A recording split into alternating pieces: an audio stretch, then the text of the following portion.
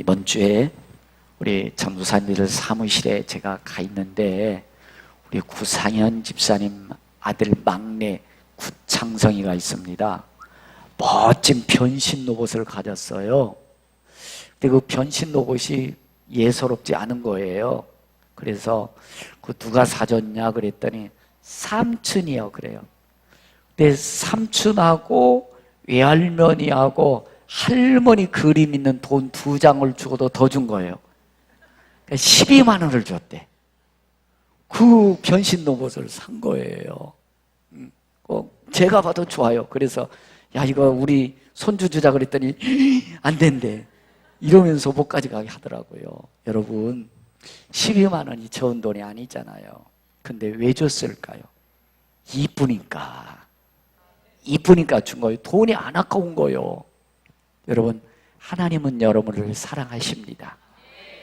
여러분들을 예뻐하십니다.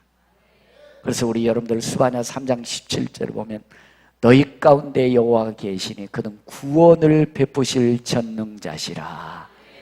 그가 너로 말미암아 기쁨을 이기지 못하시며 너를 참잠히 사랑하시며 너로 말미암아 즐거이 부르며 기뻐하시리라. 여러분들 하나님이 여러분들을 사랑하도록 살고 계세요? 아니면 미워하도록 사세요? 여러분 하나님의 사랑을 가득 여러분의 가슴에 담으면 여러분 사랑하며 살 수 있습니다. 자, 지난주에 여러분에게 말씀드렸습니다. 여러분 일주일 동안 사시면서 얼마나 여러분들의 삶에 여유 공간을 만들어 놓으셨나요? 여전히 여러분들의 삶은 이렇지는 않았었습니까? 여러분들의 삶의 옷장에 너저분한 인생 이렇게 살고 있지는 않으셨나요? 가방도 처박아 놓고 옷도 처박아 놓고 이렇게 살지는 않으셨나요? 사람과의 관계도 너저분해가지고 사람 만나는 게 좋다고 하는데 그 사람 만나고 나면 내 마음이 계속 짜증나요. 여러분 그 사람 정리하세요. 그 사람 정리하면 외톨이가 될까 봐 정리 못하세요. 여전히 여러분들 너저분한 인생 살 수밖에 없습니다.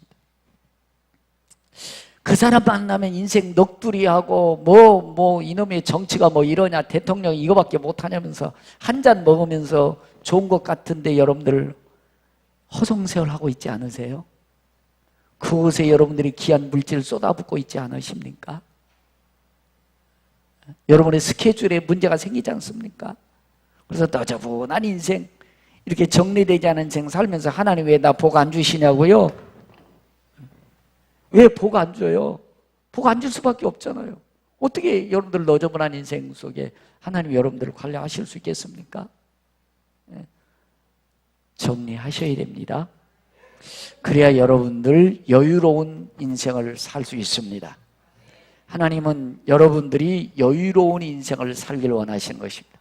도대체 그러면 여유 공간이 뭐냐? 여러분들 정리를 좀 잘 하십시오. 여유 공간이라는 거 한번 따라 보실까요? 내 인생의 페이스와 삶의 한계점. 그러니까 여러분들이 어떤 현재 살아가고 있는데 여러분들 저도 그렇고 여러분에게 인생이라는 한계가 있어요. 능력도 한계가 있고 지식도 한계가 있고 시간도 한계가 있고 물질도 한계가 있어요. 그 사이가 여러분의 삶과 여러분들이 인생의 한계점과 공간이 좁아질수록 여러분은 여유가 없는 거예요. 근데 이 공간이 클수록 여러분은 여유로운 인생을 살아갈 수 있는 거예요. 이렇게 쉽게 말씀드릴게요. 여러분들 수입이 100만 원인데 지출은 120만 원 써. 여유 있어요 없어요? 여유 없습니다. 급합니다. 마음도 여유 없고 생활도 여유 없고 물질 쓰는 것도 여유가 없어요. 사람의 관계도 마찬가지예요. 여러분들은 만날 수 있는 사람이 한계고 여러분들이 일할 수 있는 게 한계예요. 근데 막 그냥 스케줄 막 더해놓고 막 만나는 거예요. 그래서 여러분 제가 우리 그 싱어하는 우리 이경원 집사님한테 보니까요 막 아프대. 그래서 아니 등치는 저보다 훨씬 크고 병이 왔다가 도망가게 생겼는데 왜 아프냐고 그랬더니 대상포진이 걸렸대. 그 젊고 막 이 등치 좋은 우리 이 집사님이 대상포진이 걸렸대. 그 머리가 아프대. 지금 왜 걸리냐고 그랬더니 막 밤 늦게까지 2시, 3시까지 일했더니 그랬지. 당연히 한계점을 초월했잖아요. 이게 여유 공간이 없는 거죠. 육체도 여유 공간이 없고 시간이 여유 공간이 없고 마음도 없는 거예요. 그러다 보니까 대상폰이 올 수밖에 없지요. 이런 거예요. 그러니까 여러분들이 예수 믿고 신앙생활을 한다고 그러지만 여유 없는 인생을 살다 보면 여러분들이 한계점에 도달하면 어느 날 갑자기 추락하는 거예요. 극한 상황에 이르게 되는 겁니다. 모든 거 다 잃어버리는 겁니다. 그래서 여러분, 예수님 믿지만 하나님 여러분들이 여유 있는, 여유 공간 있는 우리 평강가족 되시기를 원하시는 것입니다. 좀 넉넉한, 좀 풍요로운 주 안에서 삶을 되시길 축복합니다. 특별히 여러분들이 생각하십시오. 가장 중요한 것은 여러분들 부부 사이입니다. 부부 사이입니다. 이 부부 사이가 행복해야 인생이 행복합니다. 가정도 행복한 가정을 이루어갈 수 있습니다. 그래서 여러분들 가장 중요한 것이 부부 사이가 아름답게 여유 있는 부부 사이가 되길 원합니다. 여러분, 부부 사이는 서로 헌신해야 된다고 생각하는데 여러분, 믿음이 없이 신뢰가 없는 부부 사이는 오래 못 갑니다. 그래서 깨어지고 문제 생기고 더 원수돼 버리지 않습니까? 여러분, 부부 사이가 신뢰하면서 서로 헌신하면서 서로 섬겨주면서 주 안에서 복된 우리 평강가족 되기를 축복합니다. 행복한 가정 되기를 축복합니다. 그 다음에 여러분들 한번 생각해 보십시오. 여러분들 아내는 남편이 퇴근해서 돌아오는 시간이 기다려져야 됩니다. 자, 아멘을 안 하시오. 도망가고 싶어요? 남편이 퇴근하는데 도망가고 싶은 분 있어요. 그래서 남편이 조마조마해가지고 아내가 없으니까 휴, 문제 있지요. 문제 있지요. 왜 그렇게 삽니까?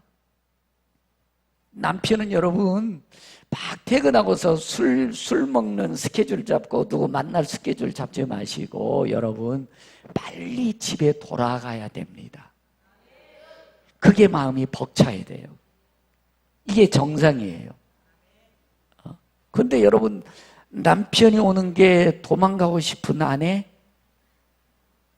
남편이 집에 있으면 불안한 남편, 뭐 좀 문제 있지요. 어떻게 인생을 행복하게 살 수 있을까요?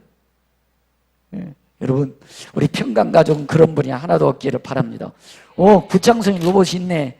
이 로봇 이것이요, 이게요 7개로 나눠진대. 이게 그래서 이것 좀 달라고 그랬더니 이래요. 안 된대. 이거 맞히는 것도 어려운데 이걸 다 뜯고 또 맞히더라고. 12만 원짜리요. 잘 보여주면 이쁨 받으면 이런 것도 준대. 삼촌이가, 할머니가. 여러분 그렇습니다. 여러분 주 안에서 우리 복된 평강가족 좀 부부 사이에서 아무리 여러분들 직장생활에 바쁘더라도 남편이 돌아올 시간이 기다려지고 남편은 집에 갈 시간이 기대되어지는 그런 우리 평강가족 되기를 축복합니다. 어느 분 이런 분도 있을 거예요. 집에 오면은 내가 직장에서 2시간만 더 일했으면 그 일을 끝내고 오는 건데 그렇게 하는 분 안 계시지요? 집에 있으면 비생산적이라고 생각하는 거예요. 집에 있으면 보너스도 안 주는데 회사 열심히 일하면 보너스도 주고 생산적이고 인정해주고 그러니까 그냥 회사에서만 살려가는 사람. 여러분 물론 우리가 성공하고 출세하고 결과지향적인 삶 나쁜 거 아닙니다. 여러분 성공하시기를 주의 이름으로 축원합니다. 여러분 돈도 많이 벌기를 축복합니다. 여러분들이 좋은 결과가 있는 그런 삶을 살기를 바랍니다. 그러나 여러분들이 지나치면 문제가 생깁니다. 그게 지나치면 문제가 생기는 거죠. 그러니까 여러분들이 다 얻어놓고 여러분들이 성공해놓고 부부간에 깨어지고 가정이 깨어지면 그 무슨 의미 있나요? 소탐대시라 하는 것이죠. 더 하나님 주신 아름다운 부부, 아름다운 가정, 아름다운 행복한 가문을 이루어가시기를 축복합니다. 그래 여러분들 이렇게 살다 보니까 남편이 자꾸 미워지고 아내가 미워지다가요 어느 날 남편이 집에 와서 여보 물 저만큼만 갖다 주었는데 부인이 갑자기 뒤돌아서면서 눈물 흘리면서 물 안 떠다 줘요. 남편이 너무 직장에 직장에서 성공했어요. 근데 전화해서 여보 오늘 또 한 2-3시간 늦을 것 같대. 내 아내가 알았어요 하고 전화 끊은 다음에 일주일 동안 말을 안 해. 너무 속상하다는 거죠. 부부 사이에 문제가 생기고 있다는 것입니다. 여러분, 이렇게 부부 사이에 금이 갔을 경우에 엎질러진 물 다시 회복하기 어렵습니다. 여러분, 먼저 우리 주님은 여러분들 사이가 아름다운 부부 사이가 이루어지길 원합니다. 부부 사이가 행복해야 여러분들 여유가 있는 공간이 있어야 여러분의 인생이 행복합니다. 직장 생활에도 즐겁습니다. 사업을 해도 행복한 것입니다. 여러분들 돈을 많이 못 벌어도 행복한 인생 주 안에서 누리게 될 줄로 믿습니다. 여러분, 참 우리나라는 무한 경쟁 시대이기 때문에 회사에서 눈치 보면서 그렇게 할 수밖에 없다고 생각합니다. 그래서 여러분들 하긴 하시되 너무 지나칠 정도로 부부 사이가 금이 가고 가정이 깨질 정도로 이렇게는 하지 않기를 바라는 것입니다. 여러분들이 무엇보다도 여러분들이 가정은 소중합니다. 하나님 주신 여러분들의 믿음의 명과 복된 가정을 이루어야 되는 것입니다. 그래서 여러분들, 저도 여러분들 새 아이를 이렇게 양육했지만 저도 여러분들 일 중심의 사람이었던 것 같아요. 어떻게든 이 교회 좀 부흥시키고 싶었고 교회를 성장하고 싶어서 여러분들 아이를 잘 못 봤던 것 같아. 그리고 우리 집사람도 어떨 때는 그냥 뭐 가정적이지 못한 그런 삶이었습니다. 이제 여러분들 나이가 그렇게 많이는 안 먹었는데 나이가 먹어가면서 가정의 소중함을 다시 깨닫습니다. 여러분들 자녀와의 약속도 꼭 지켜갈 수 있기를 바랍니다. 여러분들, 여보 미안해, 다음번에는 꼭 잘할게, 꼭 그거 지킬게. 그런데 여전히 아내보다 자녀보다 누가 우선일까요? 직장이, 사업이, 돈이 우선일 경우가 많습니다. 물론 여러분은 성공하셔야 됩니다. 잘 되셔야 됩니다. 돈도 많이 버십시오. 그러나 여러분들 가정보다 더 중요한 것 있어요, 없어요? 부부보다 중요한 거 있어요, 없어요? 자녀보다 중요한 거 있어요, 없어요? 대답 안 하시네. 여러분, 부부보다 중요한 거 있어요, 없어요? 자녀보다 중요한 거 있어요, 없어요? 가정보다 중요한 거 있어요, 없어요? 여러분들 부부 사이 중요합니다. 자녀 중요합니다. 가정 중요합니다. 여러분들 가정을 잘 주 안에서 지켜갈 수 있기를 바라는 것입니다. 그 다음에 올 추석에도 보니까 여러분 연휴가 길었지 않습니까? 누구네 집은 외국 여행 갔대 왔대. 누구네 집은 뭐 어디 갔대. 그러면 약속합니다. 아빠가 내년에는요 열흘이 돼요. 추석이. 미리 스케줄 잡으셔. 그 대신 주의를 지켰으면 좋겠어. 근데 여러분, 내년에는 우리 어디 가자. 그런 내년 되면 또 도루묵이야. 휴가 때 어디 갈게. 약속은 잘했는데 지켜야 안 지켜요? 대부분 안 지켜. 그러면 아빠의 빈자리 자녀들에게 채울 수 있을까요, 없을까요? 없습니다. 저도 여러분 목회하다가요 한 20몇 년 동안 어디 나가본 적이 없어요. 아이들하고 같이 놀아본 적이 없습니다. 그래서 교회가 오늘 안정이 돼서 이제 한 10여 년 전에 애들하고 한 열흘 동안 저기 외국에 한번 갔던데 애들이 평생토록 그걸 못 잊어요. 평생토록 좋아해요. 한 방에 해결했습니다. 한 번 갔다 오고 20년 동안 한 번도 아이들하고 이렇게 할 시간이 없었는데 한 번 갔다 오니까 그 아이들이 다 그대로 좋아하더라고요. 또 여러분, 저도 막 아이들, 새 아이 키우면서 아이들의 어떤 그 뭐 발표회 같은 거 많잖아요. 요즘 많잖아요. 좀 그런 데를 자주는 못 갔어요. 한두 번 강의하는데. 그런데 여러분들, 아빠가 가져야 됩니다. 엄마가 가져야 돼요. 그럼 아이들이 신이 나는 거예요. 그 자리에 아빠, 엄마 없으면 여러분들 아이들이 어떻게 해요? 시무룩해져. 힘이 없어요. 그 빈자리는 누구도 채워줄 수 없는 겁니다. 이게 여러분들 부부와 자녀의 여유의 공간입니다. 이 공간이 없으면 나중에 여러분들, 지금 저희들은요 두 아이가 여러분들 출가했고요 한 딸이 있는데요, 이제 제가 여러분들 발표한 데 갈 수 있을까요? 가고 싶어도 못 가요. 아이들 큰 다음에 아이들하고 여행 가자 그러면 지들 다 스케줄이 있어서요 못 가요. 여러분, 아이들 가슬 있을 때 함께 하십시오. 그것이 여러분들이 하나님 앞에 복된 인생, 축복을 누리는 우리 인생인 줄로 믿습니다. 그래서 여러분, 우리 하나님께서는 그래서 이 빈자리를 채울 수 없기 때문에 먼저 주 너의 하나님을 사랑하라. 그 다음에 내 이웃을 내 같이 사랑하라. 여러분, 하나님 사랑하면은 여러분들 자녀 사랑할 수밖에 없다고 저는 생각합니다. 그래서 여러분들 그 아내와의 여유로운 시간을 좀 가지시고 자녀와 여유의 시간을 가지십시오. 그러면 여러분들이 행복해지는 겁니다. 그러면 하나님을 잘 섬길 수 있는 겁니다. 여러분, 세상이 아무리 어려워도 여러분들이 꼭 잘 지키면 지켜져 갑니다. 이게 나라고 생각해 보세요. 아무리 세상에 바쁘고 힘들어도 여러분들 자신이 맘먹으면 시간 낼 수 있습니다. 여러분들이 부부와 함께 할 수 있습니다. 자녀와 함께 할 수 있는 거예요. 여러분들이 가장 본질이 무엇인지를 잊어버리고 엉뚱한 곳에 시간과 마음이 가 있기 때문에 그게 안 되는 거예요. 자, 여러분들이 성공이라는 것을 이렇게 채웠다 보십시다. 성공. 자, 그런데 계속 아내하고 자녀는 문제가 생깁니다. 야, 얘 세네. 안 깨지네. 이거 원래 깨지도록 돼 있는 건데 이게 안 깨져. 예. 자, 이렇게 깨어지고 난다고 생각해 보십시다. 깨지고. 뭔 의미가 있나요? 성공 의미 있어요, 없어요? 돈 의미 있어요, 없어요? 이따가 큰일 났다. 여러분, 깨어지고 난 다음에는 의미 없습니다, 여러분. 무슨 의미 있습니까? 돈은 무슨 의미 있나요?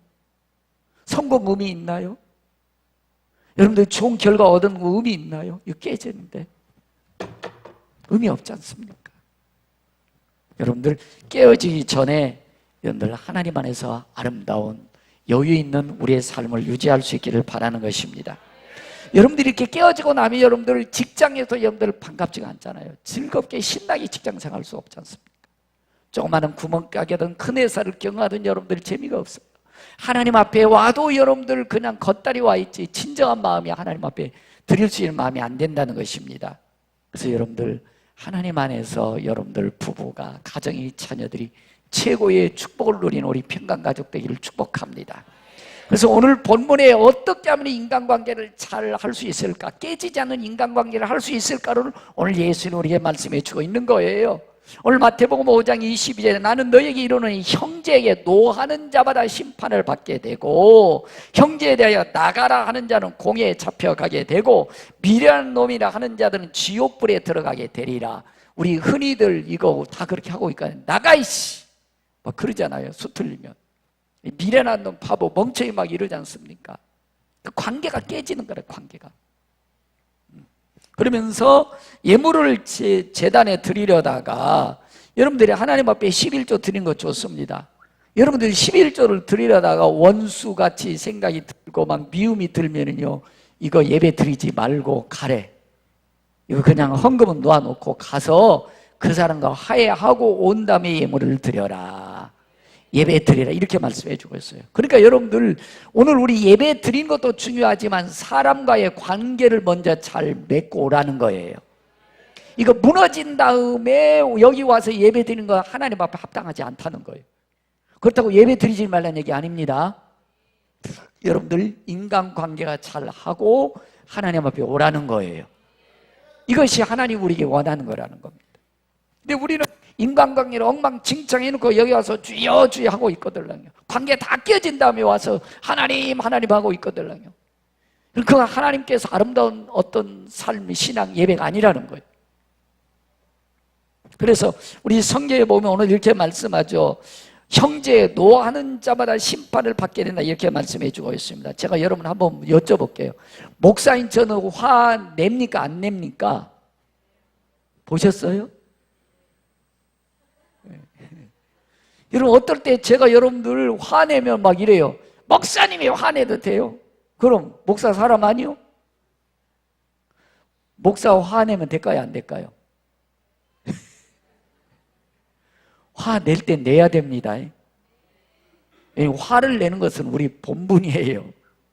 왜냐하면 잘못한 것을 잘못하다고 깨닫게 해주고 다시는 잘못을 짓지 않도록 하기 위해서 화내는 것은 죄가 아닙니다. 그런데 잘못하지 않았음에도 불구하고 자기 기준으로 해서 화를 내는 것은 죄라는 거예요. 이걸 구애를 잘 하십시오. 저도 여러분들 목회하다가 막 말도 안 되는데 교회를 해코지해서 막 화냈더니 막 목사님이 화내면 되는 막 이러더라고요. 아니요, 그건 당연한 겁니다, 여러분. 그렇다고 제가 화 잘 내는 거 아니에요. 꼭 필요할 때만 합니다. 여러분들이 이 화를 내는, 저 사람이 왜 화를 내는가? 죄를 지적하고 다시는 죄를 짓지 않도록 화를 내는 것은 죄가 아닙니다. 그러나 그렇지 않은데 자기 기준으로 화를 내고 분을 품는 것은 죄라는 거예요. 6계명 살인하지 말라라는 그런 살인죄를 저지르고 있다는 겁니다. 왜냐하면 여러분들 화를 내음과 동시에 막 죽이고 싶은 마음이 막 생겨요, 안 생겨요? 아니, 아닌 척하지 마시고. 화를 내고 나면요, 막 저 인간 없어져 버렸으면 좋겠다, 뭐 이런 생각 들고요. 살인을 위해서 한 발자국 더 가까이 갔다는 거예요. 그래서 살인죄에 해당한다는 겁니다. 이유 없이 막 미워하고 분노하고 이런 것은. 그러니까 여러분, 당연히 죄에 대해서 지적하고 깨닫게 해서 화를 내는 것은 그건 죄가 아닙니다. 그렇다고 여러분들 막 화내라는 건 절대로 아닙니다. 두 번째로 우리가 미련한 놈 나가! 막 이렇게 하는 거, 여러분들 이것도 여러분들 살인이라는 겁니다. 예전에 여러분들 그 사람이 왜 사람들 우리가 만나다 보면 막 이만큼 막 부풀어 있는 사람이 있죠. 껍데기만 그저 허영심이 쫙득 들어가지고 알맹이도 없는데 허영심. 그 다음에 그것을 깨닫지 못하고 옳다고 막 자기 주장하는 것. 요때는 여러분들 나가 해도 괜찮아요. 너무 허영심이 있고 부풀려 있기 때문에, 자기가 지금 잘못하고 있다는 것을 모르기 때문에 그때는 나가 해도 괜찮아요. 그런데 자기 교만한 마음에서 상대방을 무시하는 마음에서 나가라는 것은 그건 살인죄에 해당한다는 거예요. 그래서 여러분, 상대방으로 하여금 상대방을 낮추고 천하게 여기면서 나가라고 하는 것은 그건 살인죄에 해당한다. 왜? 이것은 비난과 비방을 은밀하게 하고 자기가 중심이기 때문에 그러는다는 겁니다. 그래서 이것은 살인 어떤 죄에 해당한다, 이렇게 얘기하고 있는 겁니다. 그래서 나가라 하는 자는 공에 잡혀가게 된다, 그렇게 기록하고 있는 거예요. 잡히도록 되어 있다. 그러면 세 번째 보면 이렇게 말씀해 줘. 미련한 놈이라는 거예요. 나가라는 얘기는 뭐예요? 미련한 놈이랑 똑같다는 거예요. 바보 멍청이라는 얘기가 똑같다는 거예요. 여러분들, 우리가 그런 바보 멍청이 짓을 하지 않기를 바랍니다. 괜히 인생 부풀리고 되지도 않는 거 막 되는 것처럼 이렇게 하는 것은 욕을 먹어도 싸다는 거예요. 그는 욕을 해도 괜찮대. 그런데 그렇지 않은 경우는 욕하면 그건 죄가 된다는 것입니다. 그래서 여러분들 잠언서 17장 14절에 보면 다투는 시작은 뚝에서 물이 새는 것 같은즉 싸움이 일어나기 전에 시비를 그칠 것이니라. 싸우지 말고 잘 다투기 전에 먼저 화해하는 것이 옳다는 것입니다. 일단 오늘 우리가 관계를 형성하기 위해서는, 좋은 관계, 우리 복된 인생을 누리기 위해서는 따라해 보실까요? 화목. 우리 주님 말씀하셨지 않습니까? 너희가 예물을 제단에 드리려다가 형제에게 원망 들을 만한 일이 있거들랑 뭐라고 그래요? 먼저 이거 놔두고 가서 화해하고 와서 예배를 드려라. 바로 그렇게 하라는 겁니다. 여러분, 깨어진 마음, 관계가 무너진 마음에서 사람들을 막 미움, 분노가 가득한 마음에서 예배 드리는 것은 하나님께서 기뻐 받으신 예배가 아니라는 것입니다. 여러분 이웃과 화목하시기를 바랍니다. 성도와 성도가 더 화목하시기를 바랍니다. 목사인 저와도 좋은 관계가 항상 유지될 수 있기를 바랍니다. 어느 날 제가 전화해 봅니다. 왜 그 성도님 안 나옵니까? 그러면요, 성도들끼리 서로요 관계가 안 좋아졌어. 그래서 예배당 안 나온대. 그리고 자기가 좋은 사람 따라가겠대. 그래서 여러분들, 관계가, 성도와 성도 간의 관계도 좋아야 됩니다. 그래야 여러분들이 여유로운 삶을 살고 행복한 삶을 살 수 있습니다. 그럼 목사인 저와도 마찬가지. 여러분들이 저와도 항상 좋은 관계를 가지셔야 돼. 안 그러면 예배 당장 오기 싫잖아요. 말씀을 들어도 말씀 안 받아들입니다. 자기가 다 판단해 버립니다. 그럼 여러분들은 우리가 메마르다지 않습니까? 우리 빈들같이 돼버립니다, 영혼이.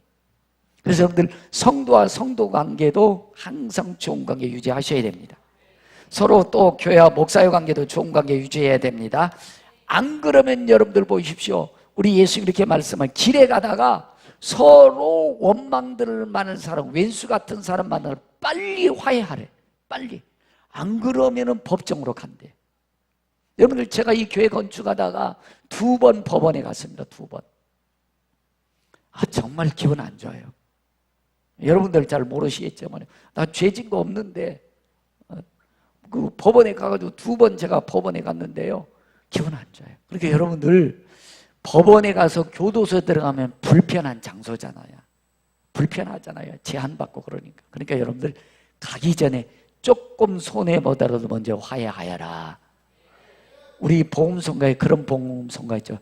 내가 먼저 손 내밀지 못하고 내가 먼저 이해하지 못하고 내가 먼저 용서하지 못하고 왜 이리 머뭇거리고 있나? 그러고 있지 않으세요? 조금 손해보더라도 여러분 먼저 가서 손 내미는 사람이 이기지요. 그게 이기는 거예요. 법대로 하자. 법대로. 여러분들 절대 법대로 해서는 서로 양측 간에 손해입니다. 할 수만 있거든. 우리는 여러분은 예수님의 말씀처럼 서로 화해하는 것이 좋은 줄로 믿습니다. 또한 우리 주님도 여러분들 화해하기 전에 막 미움 분노 가득한데 예배 드리는 거 하나님이 별로 좋아하시지 않는다고 하잖아요. 영적으로도 합당하지 않다는 거예요. 주님이 기뻐하지 않는다는 거예요. 그래서 여러분들 우리는 할 수만 있거들랑 서로의 여유 공간을 가질 수 있기를 바라는 것입니다. 그래서 요한일서 3장 14절에 보면 이렇게 말씀합니다. 우리는 형제를 사랑함으로 사망에서 옮겨 생명으로 들어간 줄 알거니와. 여러분들 생명의 사람이지요. 하나님의 사람이지요. 그러면 이웃을 사랑하랍니다. 사랑하지 아니하는 자는 사망에 머물러 있느니라 그래요. 그러니까 여기서 주여 주여라고 예배인 드리는데 죽어있대. 영혼은 죽어있다는 거예요. 여러분들 사람과 화해하십시오. 관계를 회복하십시오. 그래야 여러분들의 마음에 여유가 있는 거예요. 그래야 물질도 제대로 써집니다. 만나서는 안 될 사람 만나가지고 허랑방탕하고 술 먹게 되면 돈이 엉뚱한데 자꾸 써져가지 않습니까? 그래서 허랑방탕하며 물질 낭비, 시간 낭비, 인생 낭비 행하고 있지 않습니까? 그 형제를 미워하는 자마다 살인하는 자니, 요한 1세도 그래. 형제를 미워하는 자마다 살인하는 자니, 살인하는 자마다 영생이 그 속에 거하지 아니한 것을 너희가 아는 바라. 자녀들아 그래요. 자녀들아, 예수 믿는 성도들아, 믿음의 사람들아, 우리가 말과 여로만 사랑하지 말고 말만 살아있지 말고 행함과 진실함으로 하자. 여유 공간을 좀 찾자라는 것입니다. 우리 서로 먼저 아름다운 관계를 유지하며 살자라는 것입니다. 특별히 여러분들 다시 반복해서 말씀드립니다. 성경은 여러분들 부부간에 가장 먼저의 행복한 삶을 살아야 될 것을 말씀해 주고 있습니다.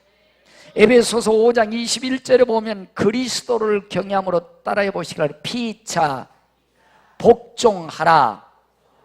피차 복종하라. 복종이라는 것은 다른 게 아니고요, 상대방의 권위를 인정해서 그 앞에서 자기를 낮추는 것, 그리고 그 말을 따라 행해 주는 것, 이것이 복종이랍니다. 여러분, 아내들여 남편에게 권위를 인정해주고 그 말을 따라주시기를 바랍니다. 남편들이여 아내 권위를 인정해주고 그 말에 따라주기를 바랍니다. 근데 특별히 성경은요 이렇게 말씀해주고 있어요. 에베소서 5장 25절에 이렇게 말씀해주고 있습니다. 남편들아 그래요. 남편들아 사랑하기를 그리스도께서 교회를 사랑하시고 그 교회를 위하여 자신을 주심같이 하여라. 여러분, 남편들이 아내를 예수님이 우리를 주신 것처럼 아내를 사랑하라. 우리 여자분들 아멘 세게 해야 되는 거 아니에요? 제가 여러분들 이렇게 우리 손주 녀석을 보고 우리 새아이 키울 때는 몰랐는데요, 아이 하나, 남자들은 아이 못 키우겠더라고요. 못 키우겠더라고요. 그 여자분들 참 훌륭한 것 같아. 그래서 예수님이 말씀한 것, 남편들아 아내 사랑하기를 그리스도께서 교회를 사랑하시고 그 교회를 위하여 자신을 주심같이 하여라. 여러분, 성공도 좋고 결과도 좋고 여러분들이 출세도 좋지만 조금 내려놓고 아내를 사랑하는 것을 먼저 하라는 거예요.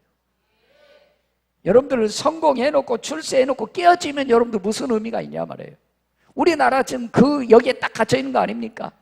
돈 벌었습니다. 있을 만치 있습니다. 좋은 집에 좋은 차, 좋은 옷, 좋은 식 먹어봅니다. 여유가 없습니다. 목매 답니다. 뛰어내립니다. 연탄 피웁니다. 이게 여유가 없이 이렇게 돼버리니까 다 깨어져 버리기 때문에 그런 거예요. 그래서 여러분들 성공도 좋고 결과를 가져오는 것도 좋고 출세도 좋지만 여러분 소탐대실 한다고 그랬죠. 성공했다, 좋다 이거죠. 출세했다, 돈 벌었다. 그 다음에 여러분들 부부싸 금이 가고 가정 깨지고 자식들 문제가 돼버린데 무슨 의미가 있나요, 성공이? 여러분, 주 안에서 여유 있는 우리의 평강가족 되기를 축원합니다. 여러분, 큰 집 좋지요. 좋은 차, 세단차 타는 거 좋지요. 여러분, 조금 평수 조금 적더라도 행복하게 사는 게 좋습니다. 좋은 차 안 타고 프라이드 타더라도 행복하는 게 좋지 않을까요? 세단차 타고 요즘 사람들은 뭐 세단차, 중형차, 뭐 큰 집 사면서 의시대다가 다 깨지고 있지 않습니까? 시간에 물질이 다 허비했다가 여러분들 여유 없다고 보니까 다 깨지고 있지 않습니까? 그거 무슨 의미 있나요, 좋은지? 입이 깨진데 무슨 의미 있어요? 여러분, 주 안에서 아름다운 우리 삶을 살아갈 수 있기를 바랍니다. 근데 여러분은 하고 싶어도 외면당할까봐, 뒤처질까봐 두려워서 못하고 있지요. 이 사람 만나서 내가 그 사람만 만나면 술 먹고 허랑방탕하고 자꾸 세상 안탄하고 안 되는데 라고 하면서 계속 끌려가고 있잖아요. 정리하십시오. 그래 여러분들이 여유의 시간, 여유 공간, 자녀와 아내와 가정을 위한 삶을 거기서 마련할 수 있는 겁니다. 그리고 돈도 거기서 줄여둘 수 있다니까요. 여러분들이 만약에 20대, 30대 이렇게 살았다면 훨씬 더 행복하셨겠지요? 그 유혹을 조금 더 내가 그때 거절했다면 훨씬 더 나은 삶을 살았겠지요? 여러분, 도덕적으로 좀 더 하나님을 신뢰하며 살았다면 더 훨씬 더 윤택한 삶을, 부부의 아름다운 삶을 살았겠지요? 여러분, 지금도 늦지 않았습니다. 주님과 함께 하시면서 여러분 여유의 공간을 여러분들 스스로 만드시기를 바랍니다. 그 누구도 해줄 수 없습니다. 여러분 절대로 그럴 리는 없지만 여러분들의 가장 본질은 아내라는 겁니다. 남편이라는 겁니다. 여러분, 우리 한번 생각해 보세요. 여러분들의 남편의 자리에 다른 남자가 있으세요?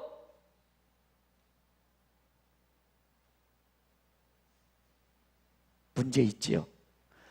아내의 자리에 다른 여자 있으세요?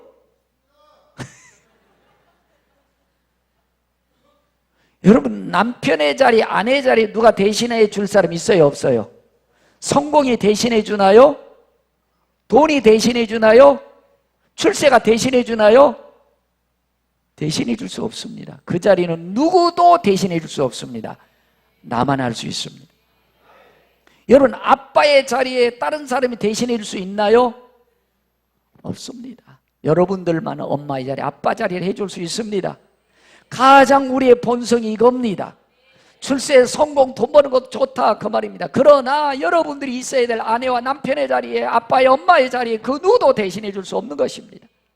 그 자리에서 내가 있어주고 함께 누린 것이 하나님이 원하는 거예요. 그 자리에 제대로 있을 때 인생이 행복한 겁니다. 부부가 행복하고 가정이 행복하고 사업을 해도 행복하고 직장생활을 돈을 많이 못 벌어도 행복하고 조금 아시겠지만 여러분, 그것이 심령 천국이 이루어가는 것입니다. 여러분의 가정을 행복하게 이루어가는 것입니다. 여러분들이 이렇게 살 때 여러분들이 직장에서, 사업장에서, 이웃장에서 더 선한 영향력을 끼치게 될 것입니다. 더 많은 그리스도의 향기를 나타내게 될 것입니다. 이런 우리 평강가족 되기를 주의 이름으로 축복합니다.